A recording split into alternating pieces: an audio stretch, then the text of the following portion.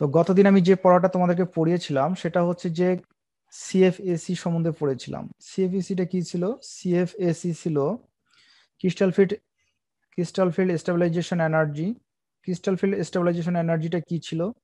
বলা হচ্ছিল যে একটা ইলেকট্রন, অর্থাৎ সমশক্তি সম্পন্ন বা ডিজেনারেট অরবিটালে থাকা ইলেকট্রনগুলো যখন নন ডিজেনারেট অরবিটালে প্রবেশ করে তখন প্রতিটা ইলেকট্রনের জন্য ওই জটিল আয়নটা যে পরিমাণ সুস্থিতি লাভ করে সেইটাকে মূলত বলা হচ্ছে তার সিএফএসি। এবং এই সিএফএসি এইটাকে একটা গাণিতিক সমীকরণের সাহায্যে প্রকাশ করা হতো। সেটা হচ্ছে যে সিএফএসি ইজ ইকুয়াল ছিল -2/5 ইন্টু এনটিজি প্লাস হচ্ছে 3/5 ইন্টু এন ইজি, আর ব্রাকেট দিয়ে হোল ইন্টু দিয়ে কি ডেল নট লেখা হয়েছে। তো তোমরা নিশ্চয়ই জানো যে এই ডেল নট বা তোমার ক্রিস্টাল ফিল্ড স্প্লিটিং যে এনার্জি আছে, যে শক্তি, যে ব্যবধান আছে, অর্থাৎ সমান শক্তির ডি অরবিটাল গুলো যে দুইটা শক্তি স্তরে ভাগ হয়েছিল তার মধ্যে নিচেরটা ছিল T2G ছিল আর উপরেরটা ছিল ইজি ছিল। এই ইজি এবং T2G এর মধ্যে যে শক্তির ব্যবধান সেটাকে বলা হচ্ছে ডেল নট। ও বলতে মূলত অক্টাহেড্রাল কমপ্লেক্সের জন্য এই কথাটা বলা হয়, অক্টাহেড্রালের জন্য। আচ্ছা, তো এখন একটা বিষয় হচ্ছে যে গতদিন আমি একটা বিষয় তোমাদেরকে দেখিয়েছিলাম, সেটা হচ্ছে যে যদি D1 সিস্টেম হয়, অর্থাৎ একটা ইলেকট্রন আছে এমন জটিল আয়নগুলোর ক্ষেত্রে দেখা যায় যে এই ইলেকট্রনটা কি করবে, T2G তে প্রবেশ করবে। অর্থাৎ আমি যদি একটু এইভাবে লিখি, মনে করা যাক যে আমার প্রথমটা হচ্ছে টি টু জি আর পরেরটা আমি লিখবো মনে করো যে হচ্ছে ইজি করে। তো T2G তে তো তিনটা করে অরবিটাল থাকে, একটা হচ্ছে মনে করো যে DXY, DYZ, DZX। আর ইজিতে থাকে তোমার দুইটা অরবিটাল, একটা হচ্ছে DX² এবং DZ²। এবং আমরা এটুকু জানি যে T2G অপেক্ষা ইজি এর শক্তি বেশি। তো D1 সিস্টেম, অর্থাৎ যে সকল ধাতব আয়নের ক্ষেত্রে ডি অরবিটালে একটা ইলেকট্রন থাকে, যেমন আমি গতদিন তোমাদেরকে একটা উদাহরণ বলেছিলাম যে Titanium 3+, এই আয়নটা, বা যদি এইভাবে আমি বলি যে হেক্সা অ্যাকুয়া Titanium 3+, এই জটিল আয়নটা, এই জটিল আয়নটাতে কিন্তু দেখা যাচ্ছে যে ডি অরবিটালে কিন্তু একটা ইলেকট্রন আছে। তো এইরকম ডি অরবিটালে যে সকল জটিল আয়নের একটা ইলেকট্রন আছে তাদের ক্ষেত্রে কি হবে, তাদের ডি অরবিটালে থাকা যে এই একটা ইলেকট্রন আছে, এই ইলেকট্রনটা স্বাভাবিকভাবে আগে T2G তে যাবে, অর্থাৎ নিচের শক্তি স্তরে যাবে। ঠিক আছে, তো আমি বারবার এইভাবে করে লিখবো না, আমি একটু এইভাবে একই লাইনে একই লেখার চেষ্টা করবো এবং সিএফএসি এর মানটা আমি হিসেব করব। সিএফএসি এর মানটা একটু আমি একটু তোমাদেরকে একটু হিসেব করে দেখাবো। আর এখান থেকে মূলত তোমাদেরকে আমি আর একটা জিনিস দেখ, তাহলে দেখো, যদি D1 সিস্টেম হয়, অর্থাৎ যদি ডি অরবিটালে যদি একটা ইলেকট্রন থাকে, তো স্বাভাবিকভাবে এই ইলেকট্রনটা অবশ্যই নিম্ন শক্তি T2G অরবিটালে প্রবেশ করবে, অর্থাৎ এখানে ইলেকট্রনটা প্রবেশ করবে। যদি এখানে ইলেকট্রনটা প্রবেশ করে তাহলে সেক্ষেত্রে সিএফএসই এর মানটা কত হবে? আমরা যদি এই সমীকরণটা যদি ব্যবহার করি, যে সিএফএসি সমান যে এই সমীকরণটা যে আছে, এই সমীকরণটা যদি আমরা ব্যবহার করি। ও হ্যাঁ, আরেকটা কথা বলে রাখি, ডেল ও বা ডেল নট সমান কিন্তু আমরা কিন্তু 10 DQ কিন্তু আমরা লিখতে পারি। তো 10 DQ লিখলে আমাদের জন্য হিসেবটা করতে একটু সুবিধা হয়। তাহলে কি হচ্ছে, এইটার ক্ষেত্রে আমরা সিএফইসি এর যে মানটা লিখতে পারবো সেটা হচ্ছে সিএফইসি ইজ ইকুয়াল হচ্ছে মাইনাস 2/5, 2/5 ইন্টু হচ্ছে, যেহেতু একটা ইলেকট্রন আছে তাই হচ্ছে 1, আর প্লাস হচ্ছে 3/5 ইন্টু হচ্ছে, যেহেতু ইজি অরবিটালে কোনো ইলেকট্রন নেই তাই এটা হচ্ছে 0, আর এরপর হচ্ছে ডেল নট। তো এইটা আমরা সমান করে আমরা যেটা লিখতে পারবো। আচ্ছা, তাহলে এক্ষেত্রে মানটা কত হচ্ছে? এক্ষেত্রে মানটা হচ্ছে -2/5 ডেল নট, অথবা আমরা যদি ডেল নটের মান যদি আমরা যদি কত বসাই দিই, যদি 10 DQ যদি বসিয়ে দেই, তাহলে আমরা এখানে লিখতে পারবো 10 আর 5 চলে গেলে -4 হবে। এটা হচ্ছে -4 DQ, তাই না? -4 DQ। আচ্ছা, এটা হলো। এখন যদি এরকম না হয়ে যদি এরকম হয়, কি রকম হয়? যদি D2 সিস্টেম যদি হয়, তাহলে D2 সিস্টেমের জন্য আমাদের কি হবে? এখানে একটা ইলেকট্রন থাকবে আর এখানে একটা ইলেকট্রন থাকবে, আর এটা ফাঁকা থাকবে, এখানে তো ফাঁকা তো থাকছেই তখন। তাহলে এক্ষেত্রে যেটা হচ্ছে সেটা হচ্ছে সিপিসি এর মানটা আমরা এইভাবে বলতে পারছি -2/5 ইন্টু হচ্ছে এন। এন এর মানটা কিন্তু, এটা কিন্তু হচ্ছে এন এর মান। এন এর মানটা কি হচ্ছে? এন মানে হচ্ছে যে number of electron in T2G orbital or number of electron in EG orbital। N EG দ্বারা number of electron in EG orbital বোঝাচ্ছে, আর এন T2G দ্বারা number of electron in T2G orbital বোঝাচ্ছে। তো আমাদের যেহেতু T2G অরবিটালে দুইটা ইলেকট্রন আছে তাই এখানে আমাদের এন এর মান এবার 2 হচ্ছে। প্লাস হচ্ছে 3/5 হচ্ছে ইন্টু হচ্ছে 0 হচ্ছে। তো স্বাভাবিকভাবে মানটা যদি আমরা ডেল নটে প্রকাশ করি তাহলে আমাদের হচ্ছে 2 2 4 হচ্ছে, তাহলে হচ্ছে -4/5 হচ্ছে 5 ডেল নট হচ্ছে, অথবা আমরা যদি 10 ডিকিউ দ্বারা প্রকাশ করি তাহলে মাইনাস হচ্ছে তোমার 8 ডিকিউ হচ্ছে। আচ্ছা হলো। যদি D3 হয় তাহলে সেক্ষেত্রে কি হবে, D3 হলে T2G অরবিটালে এই 3টা ইলেকট্রন থাকবে। হ্যাঁ, তিনটা ইলেকট্রন থাকবে আর ইজিতে কোনো ইলেকট্রন থাকবে না। এই ক্ষেত্রে আমাদের CFSE এর যে মানটা হবে সেটা হচ্ছে -2/5 ইন্টু হচ্ছে 3। এগুলোর আর ব্যাখ্যা মনে যে প্রয়োজন নাই, এক কথা বারবার বলে খুব একটা ভালো লাগবে না। এটা 0 ডেল নট।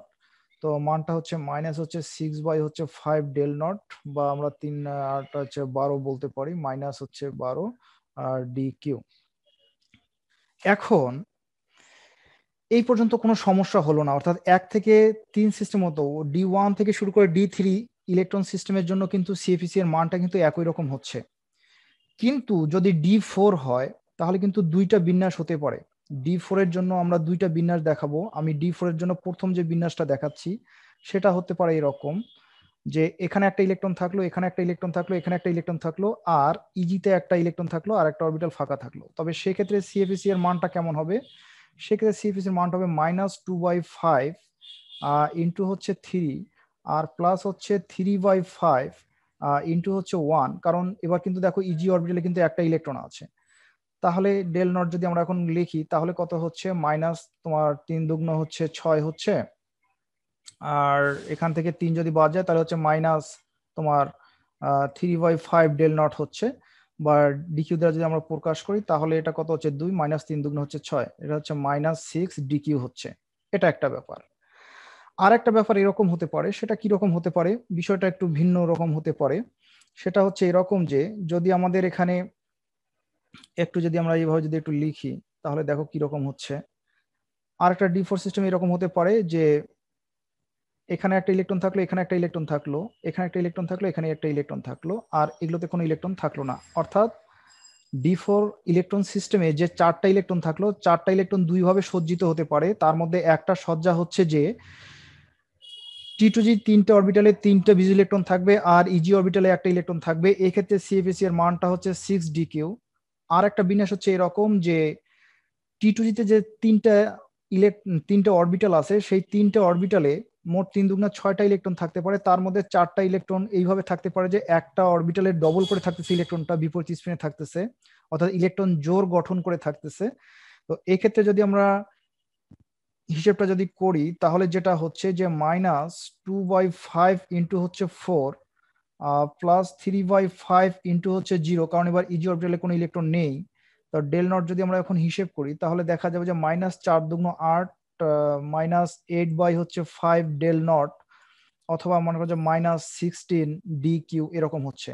তাহলে একটা বিষয় এখান থেকে স্পষ্ট বোঝা যাচ্ছে যে D4 সিস্টেমের যখন ইলেকট্রনগুলো বিন্যাসিত হচ্ছে তখন এই জটিলটার সুস্থিতি 6 ডিকিউ হবে নাকি 16 ডিকিউ হবে, সেটা পুরোপুরি নির্ভর করতেছে যে এখানে ইলেকট্রনগুলো কিভাবে বিন্যাসিত হচ্ছে তার উপর। এখানে ইলেকট্রনগুলো কিভাবে বিন্যাসিত হচ্ছে তার উপর নির্ভর করতেছে এই মানগুলো কেমন হবে। তো একই ঘটনা যেগুলোতে ঘটবে সেটা হচ্ছে D5 সিস্টেমের ক্ষেত্রে একই ঘটনা ঘটবে, D6 সিস্টেমের ক্ষেত্রে একই ঘটনা ঘটবে, D7 এর ক্ষেত্রে একই ঘটনা ঘটবে, যে দুইভাবে সজ্জিত থাকতে পারে। তো এখন একটা বিষয় দেখা যাচ্ছে যে এই যে দুইভাবে যে সজ্জিত হচ্ছে তার মধ্যে একটা সজ্জায় স্থিতিশক্তি কম, অর্থাৎ ওই জটিলটার স্থিতিশক্তি বা সুস্থিতি কম, আর একটা বিন্যাসে দেখা যাচ্ছে যে সুস্থিতির মানটা অনেক বেশি। এখন কোন বিন্যাসে কেন এরকম হবে এই বিষয়টার ব্যাখ্যাটা খুব জরুরি। এই ব্যাখ্যাটা একটু দেখো। একটা বিষয় হচ্ছে যে মনে করা যাক আমি D4 সিস্টেমটা দেখাবো। তো মনে করা যায় এখানে 5টা সমান শক্তির অরবিটাল ছিল। মনে করা যাক যে এটা হচ্ছে, আচ্ছা কেউ মনে হয় কমেন্টস করছে, কি লিখছে একটু দেখি। ও, পেজেন্ট দিয়েছে। আচ্ছা, তাহলে যেটা হতে পারে সেটা হতে পারে এরকম 5টা সমশক্তির ডি অরবিটাল। মনে করা যাক যে এখানে 1 2 3 4 5, এইটা দুইটা সেটে ভাগ হতে পারে। একটা সেট মনে করো যে এরকম হচ্ছে, এখানে হচ্ছে 1 2 3টা, আর এখানে হচ্ছে 1 2টা। এদের মধ্যে যে শক্তির যে ব্যবধান সেই শক্তির ব্যবধানকে আমি বলছি ডেল নট। আচ্ছা, আর একটা ঘটনা হতে পারে এরকম হতে পারে 1 2 3, আর এক্ষেত্রে হতে পারে 1 2। এক্ষেত্রে এই শক্তির ব্যবধানটাকে, এইটা হচ্ছে ইজি, এটা হচ্ছে T2G।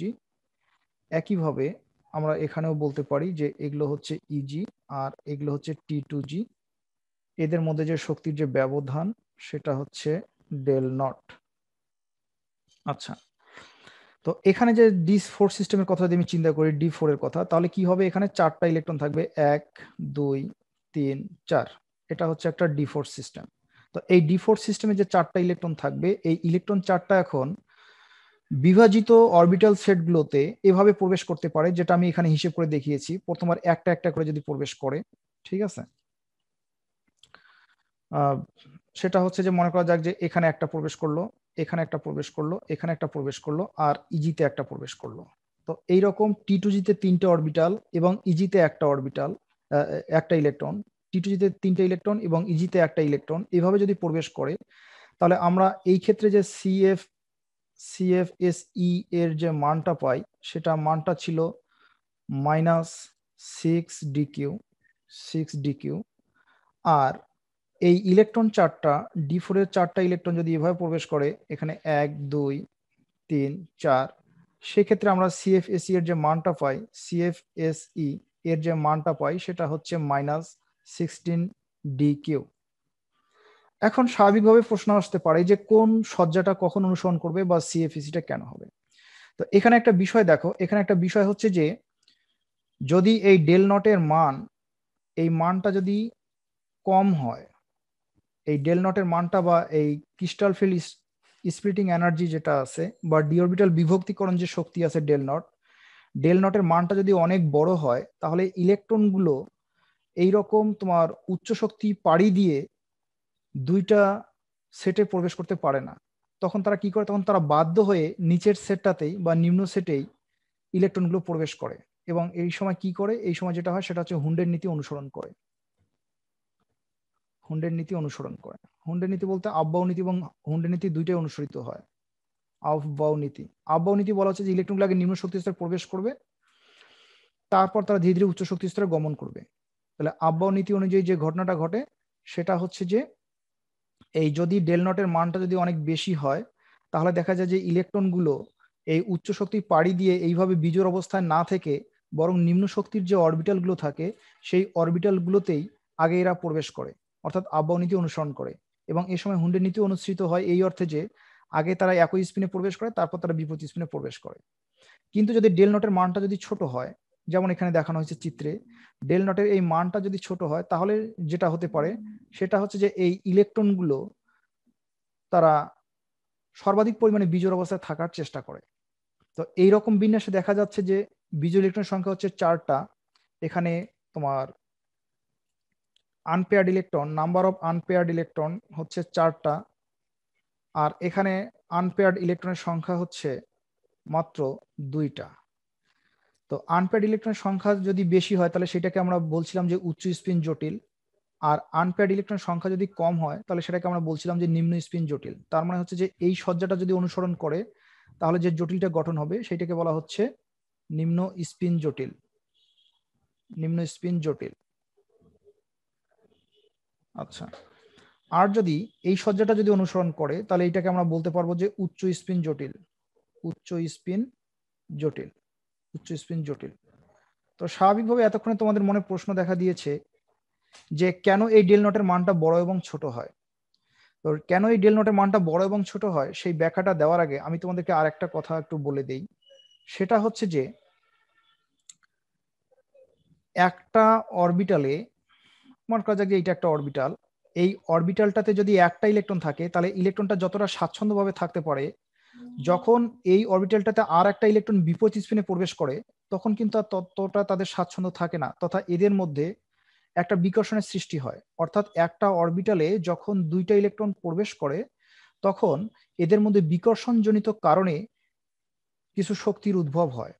বা এভাবে বলা যায় যে এই আনপেয়ার্ড অবস্থায় থাকার চেয়ে যখন ইলেকট্রনগুলো যখন পেয়ার্ড অবস্থায় যখন থাকতে চায়, তখন তাদেরকে একটা বিকর্ষণ শক্তিকে মোকাবেলা করে তাদেরকে একটা বিকর্ষণ বলকে মোকাবেলা করে এখানে জোরবদ্ধ অবস্থায় থাকতে হয়। তা এই যে ইলেকট্রনগুলো যখন জোরবদ্ধ অবস্থায় যখন থাকে তখন তাদের বিকর্ষণজনিত যে কারণে যে শক্তিটার প্রয়োজন হয় সেইটাকে সাধারণত আপার কেস পাই দ্বারা প্রকাশ করা হয়, পাই দ্বারা। তাহলে আমি যেটা বলছিলাম সেটা হচ্ছে যে যখন দুইটা ইলেকট্রন একটা অরবিটালে প্রবেশ করে, দুইটা ইলেকট্রন একটা অরবিটালে প্রবেশ করার সময় এদের মধ্যে একটা বিকর্ষণজনিত কারণে একটা বিকর্ষণের সৃষ্টি হয়। এই বিকর্ষণ বলকে উপেক্ষা করে তাদেরকে যখন এই একটা অরবিটালে থাকতে হয় তখন একটা শক্তির উদ্ভব হয় যেটাকে বলা হচ্ছে ইলেকট্রন জোড় গঠন শক্তি। একে আপার কেস পাই দ্বারা সূচিত করা হয়। এখন এই আপার কেস পাই এর মানটা দুইটা বিষয়ের উপর নির্ভর করে। এক হচ্ছে যে কতগুলো জোরবদ্ধ অবস্থার অরবিটালে ইলেকট্রন আছে সেটা, আর একটা হচ্ছে যে এই ইলেকট্রনগুলোর মধ্যে স্পিন বিনিময়টা কেমন হয় সেটা। তো আমি তোমাদেরকে আরেকটা পাতা একটু নিয়ে যাই, এই পাতাটা থাক। তাহলে আমরা শুধু এই পাতাটা থেকে একটা বিষয় মনে রাখবো যে যখনই D4 থেকে D1 থেকে D5 এদের ক্ষেত্রে কিন্তু CFSE এর মানটা কিন্তু একরকমই হয়, কিন্তু যখন D4 শুরু হয় D4 থেকে D7 পর্যন্ত, এই D4 থেকে D7 পর্যন্ত দুই রকমের বিন্যাস সম্ভব। D4 থেকে D7 পর্যন্ত দুই রকমের বিন্যাস সম্ভব। তার মধ্যে বিন্যাস দুইটার মধ্যে দেখা যায় যে একটা বিন্যাসে বিজোড় ইলেকট্রনের সংখ্যা বেশি থাকে যেটাকে উচ্চ স্পিন জটিল গঠন বলা হচ্ছে, আর এক্ষেত্রে যেটা হয় এক্ষেত্রে ডেল নটের মানটা কম থাকে। আর একটা বিন্যাসের ক্ষেত্রে যেটা হয় সেটা হচ্ছে যে ডেল নটের মানটা অনেক বেশি থাকে, ফলে ইলেকট্রনগুলো এইরকম উচ্চ শক্তি পাড়ি দিয়ে উপরের শক্তি স্তরে না যেয়ে বরং নিচের শক্তি স্তরে জোরবদ্ধ অবস্থায় থাকে। এটা প্রথম কথা। দ্বিতীয় কথা হচ্ছে যে যখন এই ইলেকট্রনগুলো যখন জোরবদ্ধ অবস্থায় থাকে তখন তাদেরকে একটা বিকর্ষণ শক্তিকে উপেক্ষা করে পাশাপাশি থাকতে হয়। এই বিকর্ষণ শক্তিকে উপেক্ষা করে যখন দুইটা ইলেকট্রন একটা অরবিটালে থাকে তখন এই ঘটনাটাকে বলা হচ্ছে ইলেকট্রন জোর গঠন শক্তি। কাজেই এইখানে যে CFSE এর মানটা এরকম হয়, এই মানটাকে একটু সংশোধন করে একটু এইভাবে একটু লেখা যায়। আমি একটু এইদিকে একটু দেখাই। সেটা হচ্ছে যে এই CFSE এর সংশোধিত রাশিমালাটা হচ্ছে এরকম। CFSE এর সংশোধিত রাশিমালাটা হচ্ছে -2/5 তো ছিলই, এটা ছিল number of electron in T2G orbital plus 3/5 into number of electron in EG orbital, হ্যাঁ, ইন্টু হচ্ছে ডেল নট। এর পাশাপাশি আর একটা পাই একটা গুণ করতে হয়, যোগ করতে হয়। তাহলে এই পাইটা কি? এই পাইটা হচ্ছে মূলত ইলেকট্রন জোড় গঠন শক্তি। এই পাইটা হচ্ছে ইলেকট্রন জোড় গঠন শক্তি। ইলেকট্রন জোড় গঠন শক্তি। ইলেকট্রন জোড় গঠন শক্তি মূলত দুইটা শক্তির সামষ্টিক রূপ। একটা হচ্ছে নাম্বার অফ পেয়ার্ড ইলেকট্রন তোমার রিপালশন, আর একটা হচ্ছে তোমার নাম্বার অফ ইলেকট্রন এক্সচেঞ্জ, অর্থাৎ ইলেকট্রন বিনিময় শক্তি। আমি একটু বাংলা একটু লিখে দিই, এটা হচ্ছে ইলেকট্রন বা স্পিন বলা উচিত, স্পিন বিনিময় শক্তি। স্পিন এটা হচ্ছে বিনিময় শক্তি। স্পিন বিনিময় শক্তি কি সেটা আমি একটু পরে বলছি। এটা হচ্ছে স্পিন বিনিময় শক্তি। আর এটা হচ্ছে তোমার বিকর্ষণ উপেক্ষা করে বিকর্ষণ জনিত কারণে উদ্ভূত শক্তি। তাহলে একটা বিষয় দাঁড়াচ্ছে যে এই পাই ইলেকট্রন জোড় গঠন শক্তিটাকে কি বলা হচ্ছে? এই ইলেকট্রন জোড় গঠন শক্তিটা মূলত দুইটা শক্তির সামষ্টিক রূপ হচ্ছে। একটা হচ্ছে বিকর্ষণজনিত কারণে উদ্ভূত শক্তি, যেটাকে number of electron pair repulsion energy, আর একটা হচ্ছে তোমার স্পিন এক্সচেঞ্জ এনার্জি, যেটাকে আমি PE দ্বারা সূচিত করছি। তে মনে করো যে এক্সচেঞ্জ মানে হচ্ছে বিনিময়, এক্সচেঞ্জ, হ্যাঁ, এক্সচেঞ্জ বিনিময় শক্তি, CHANGE, এক্সচেঞ্জ শক্তি। তাহলে একটা বিষয় হচ্ছে যে এই যে আমরা এর আগে CFSE গুলো যখন হিসেব করেছি তখন এইভাবে শুধু এই পর্যন্ত আমরা লিখেছিলাম, কিন্তু পরবর্তীতে আমরা যখন দেখছি যে ইলেকট্রনগুলো যখন জোড় গঠন অবস্থা যখন থাকতে পারে তখন তাদের ক্ষেত্রে সিএফিসি এর মানটা আরেকটু সংশোধিত আকারে প্রকাশ করতে হয়। সেটা হচ্ছে যে এর সাথে এই পাইটা যোগ করতে হয়। পাইটা কি জিনিস? পাইটা হচ্ছে ইলেকট্রন জোড় গঠন শক্তি। ইলেকট্রন জোড় গঠন শক্তি কি জিনিস? ইলেকট্রন জোড় গঠন শক্তি হচ্ছে যে বিকর্ষণ উপেক্ষা করে ইলেকট্রন দুইটার পাশাপাশি থাকতে যে প্রয়োজনীয় শক্তি এবং ইলেকট্রনগুলো যে স্পিন বিনিময় করে এই স্পিন বিনিময় শক্তির সামষ্টিক রূপটাকে মূলত বলা হচ্ছে ইলেকট্রন জোড় গঠন শক্তি। এখন তোমাদেরকে আমি একটু বলে দেই যে স্পিন বিনিময় শক্তি কি, তারপরে আমি আবার একটু মূল আলোচনায় যাব। স্পিন বিনিময় শক্তি হচ্ছে যে মনে করা যাক আমরা যদি মনে করো যে অক্সিজেন পরমাণুর কথা যদি বিবেচনা করি, পারমাণবিক সংখ্যা হচ্ছে 8, ইলেকট্রন বিন্যাস হচ্ছে 1s2, 2s2, 2px2, 2py1, 2pz1। তো আমরা যদি পি অরবিটালের ইলেকট্রন চারটার কথা যদি বিবেচনা করি, পি অরবিটালে যে ইলেকট্রন চারটা আছে তা মনে করা যাক এটা হচ্ছে px, এটা হচ্ছে py, এটা হচ্ছে pz। আচ্ছা, এটা একটা বিষয়। আর এটাকে মনে করা যাক px, এটা হচ্ছে py, এটা হচ্ছে pz। তো এখানে কি হচ্ছে, এখানে একটা ইলেকট্রন এইভাবে থাকছে আর একটা এইভাবে থাকছে, বিপরীত স্পিন থাকছে এইটার দুইটা ইলেকট্রন যেখানে আছে, আর একটা ইলেকট্রন এইভাবে থাকছে, একটা ইলেকট্রন এইভাবে থাকছে। তো এই ক্ষেত্রে দেখা যাচ্ছে যে একইমুখী হয়ে যে ইলেকট্রনগুলো আছে তার সংখ্যা কিন্তু হচ্ছে 3টা, অর্থাৎ এখানে n ইকুয়াল হচ্ছে 3। অর্থাৎ একইমুখী হয়ে যে ইলেকট্রন আছে সেই ইলেকট্রনের সংখ্যা হচ্ছে 3টা। তো এক্ষেত্রে আমরা NPR অর্থাৎ রিপালশন শক্তি মানে বিকর্ষণজনিত কারণে উদ্ভূত যে শক্তি NPR বিবেচনা করছি, এই NPR সমান আমরা যে জিনিসটা লিখতে পারি সেটা হচ্ছে যে n ইন্টু n-1 বাই হচ্ছে 2। এখানে n এর মান হচ্ছে 3, কারণ 3টা একইমুখী হয়ে স্পিন আছে, এটাকে বলা হচ্ছে তাহলে হচ্ছে n এর মান হচ্ছে 3, তাহলে এখানে হচ্ছে 3 আর হচ্ছে 3 মাইনাস হচ্ছে তোমার 1 আর ভাগ হচ্ছে 2, তাহলে হচ্ছে এখানে হচ্ছে 3, কারণ এই 2 এবং 2 চলে যাবে 3 হবে। তবে আরেকটা ঘটনা ঘটতে পারে, সেটা হচ্ছে এরকম, মনে করো এটা হচ্ছে px, এটা হচ্ছে py, এটা হচ্ছে pz, এটা হচ্ছে px, এটা হচ্ছে py, এটা হচ্ছে pz। এখানে এরকম হতে পারে, এরকম একটা ভাবে যদি হতে পারে, তাহলে সেক্ষেত্রে কি হচ্ছে, সেই ক্ষেত্রে আপ স্পিনের ইলেকট্রন সংখ্যা হচ্ছে 2টা এবং ডাউন স্পিনের ইলেকট্রন সংখ্যাও কিন্তু হচ্ছে 2টা। তাহলে সেক্ষেত্রে কি হচ্ছে, সেক্ষেত্রে যেটা হচ্ছে যে আমরা যদি এই সমীকরণ যদি ব্যবহার করি তাহলে আমরা যে মানটা পাচ্ছি সেটা হচ্ছে এরকম যে n এর মান হচ্ছে 2, তাহলে 2 ইন্টু হচ্ছে 2 মাইনাস 1 বাই হচ্ছে 2 সমান হচ্ছে কিন্তু 2। আর এক্ষেত্রে একই রকম, এক্ষেত্রে আমরা মানটা কিন্তু পাবো 2, না সরি 2 কেন হবে, 2 2 চলে যাচ্ছে 1 হবে, এটা হচ্ছে 1 হবে, এটা 1 হবে, আর এটার ক্ষেত্রে আমরা মানটা পাবো 1। তাহলে এইরকম বিন্যাসের কারণে অর্থাৎ চারটা যে ইলেকট্রন আছে তার মধ্যে দুইটা যদি একমুখী স্পিন হয়ে থাকে, একইমুখী স্পিন হয়ে থাকে, আর অবশিষ্ট দুইটা যদি বিপরীতমুখী স্পিন হয়ে থাকে, তাহলে আমাদের মোট যে NPRটা হচ্ছে এই NPRটাকে এনপি এটা ইটাকে আমরা বলতেছি যেটা, সেটা হচ্ছে যে 1 যোগ 1 সমান হচ্ছে 2। তো এইটা হচ্ছে আমাদের স্পিন, তোমার এই যে স্পিন বিনিময় শক্তির যে হিসেবটা হচ্ছে সেটা হচ্ছে এরকম।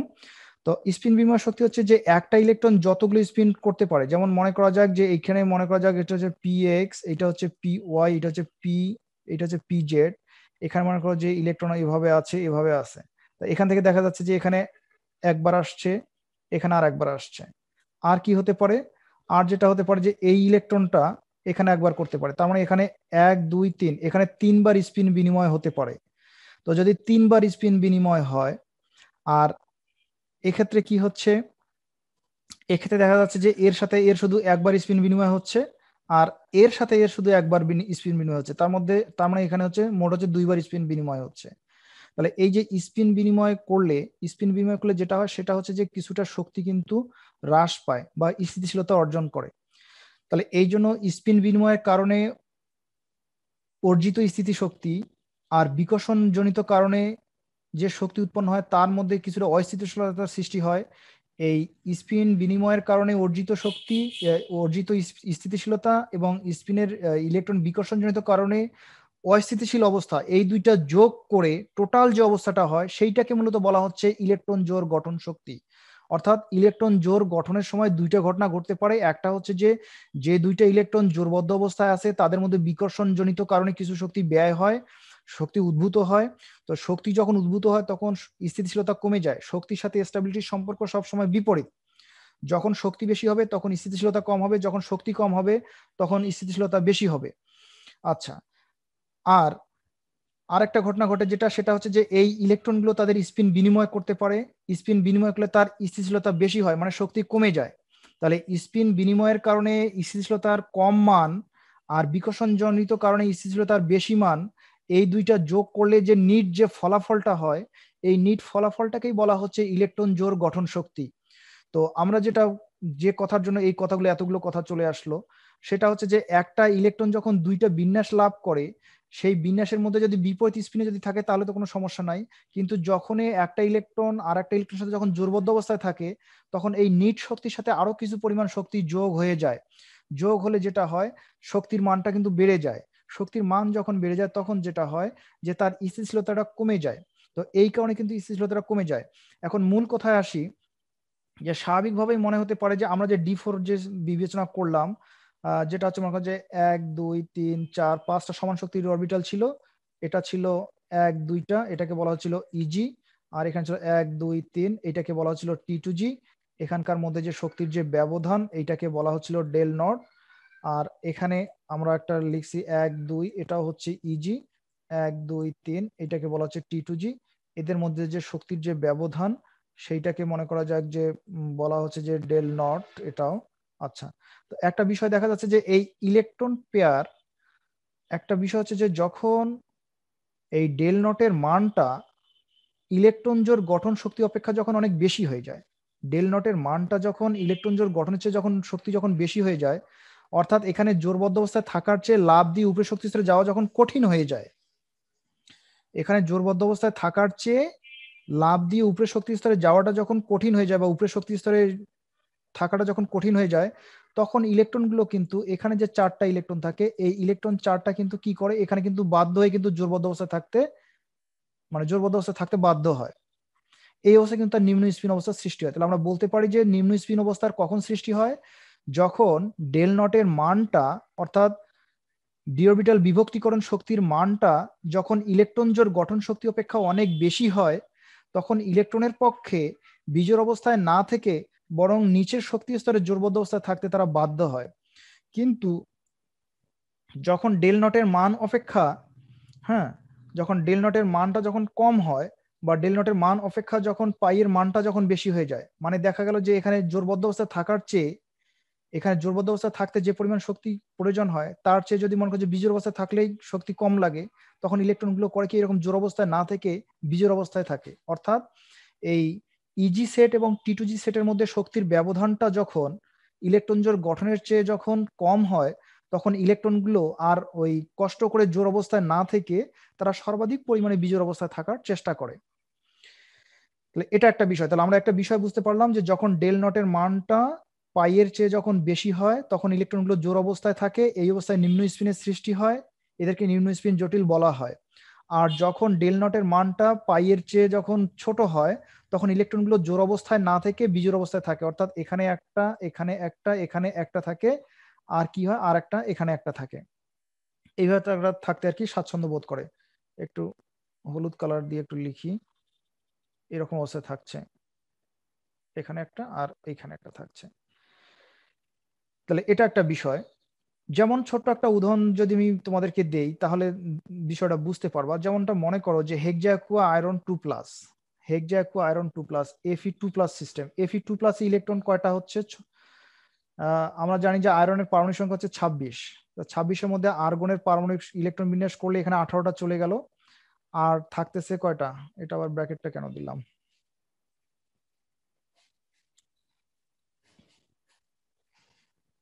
এটা একটা দেখো। আচ্ছা, তো যেটা হচ্ছে, তাহলে 26টা হলে তোমার ডি অরবিটালে থাকতেছে 6টা, এস অরবিটালে থাকতেছে তোমার 2টা। তো 2 হলে যেটা হচ্ছে সেটা হচ্ছে তোমার ডি অরবিটালে থাকতেছে 6টা ইলেকট্রন থাকতেছে। অর্থাৎ Fe2+ এর ক্ষেত্রে D6 মানে 6টা ইলেকট্রন থাকতেছে। তার মানে এটা হচ্ছে D6 সিস্টেম। অর্থাৎ Fe2+, এইটা হচ্ছে একটা D6 সিস্টেম। D6 সিস্টেম হলে এখানে কয়টা ইলেকট্রন থাকে, 6টা ইলেকট্রন থাকে। তো মনে করা যাক যে 5টা, আর এখানে একটা বিপরীত স্পিন থাকলো, মনে হচ্ছে 6টা। আচ্ছা, এই 6টা ইলেকট্রন এখন দুই ভাবে থাকতে পারে। যখন